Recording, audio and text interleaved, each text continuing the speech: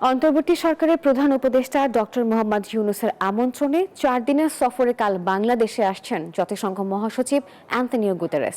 শুক্রবার কক্সবাজারের উখিয়ার রোহিঙ্গা ক্যাম্প পরিদর্শন করবেন তিনি। আর তার আগমনকে ঘিরে রোহিঙ্গাদের মাঝে বেশ প্রাণচাঞ্চল্য বিরাজ করছে। তার কাছে মিয়ানমার ফিরে যাওয়ার আকুতি জানাতে চান রোহিঙ্গারা।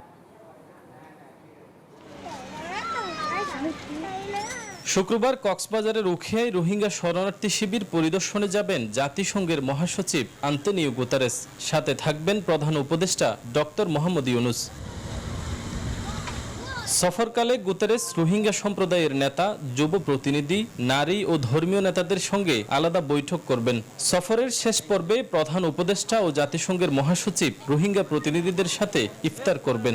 এই ঈদে জামা জুতো অ্যাক্সেসরিজের ডিসকাউন্ট।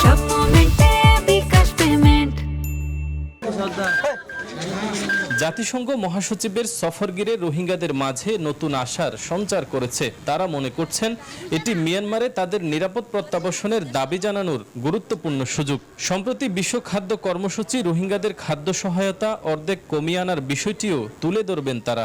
আইলে আর মানে সুযোগে ফাইলি এ হতাগান হরবল্লা সাইও মাই যেন নাকি আরা বাহুদ্দিনের সম্বদ বাহুদ্দিনের দেশ আরকান ফিরে পাই তারা কেমন মাথায় থানা স্যার কেমন মাদের দিনে রাতে মারামারি ধরা দিদি রাখে নেই না ওরা মারামারি দিনে রাতে মারামারি আর দেশে মা আরো ফিরে যাচ্ছে স্যার অন্যরা যেদূর মানব পাচার, ছিনতাই, অপহরণ সহ নানা অপরাধে জড়িয়ে পড়েছে রোহিঙ্গারা।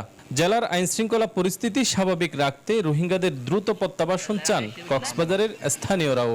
তারার যে অবস্থা এখন চলমান, এই অবস্থাতে আমাদের বাংলাদেশের যথেষ্ট ক্ষয়ক্ষতি হচ্ছে, বিশেষ করে কক্সবাজারের। এদিকে জাতিসংঘের মহাসচিব ও প্রধান উপদেষ্টার আগমন ঘিরে নিরাপত্তা জোরদারে মনোযোগ দিয়েছে আইনশৃঙ্খলা বাহিনী। পুলিশ সুপার জানান, এই সফরকে কেন্দ্র করে 5 স্তরের নিরাপত্তা থাকবে কক্সবাজার জুড়ে। 2018 সালে সর্বশেষ গুতেরেস রোহিঙ্গা শিবির পরিদর্শন করেন। তবে প্রধান উপদেষ্টা হিসেবে এটি ডক্টর মোহাম্মদ ইউনূসের প্রথম রোহিঙ্গা ক্যাম্প পরিদর্শন। ইরফানুল হাসান, নিউজ 24, কক্সবাজার।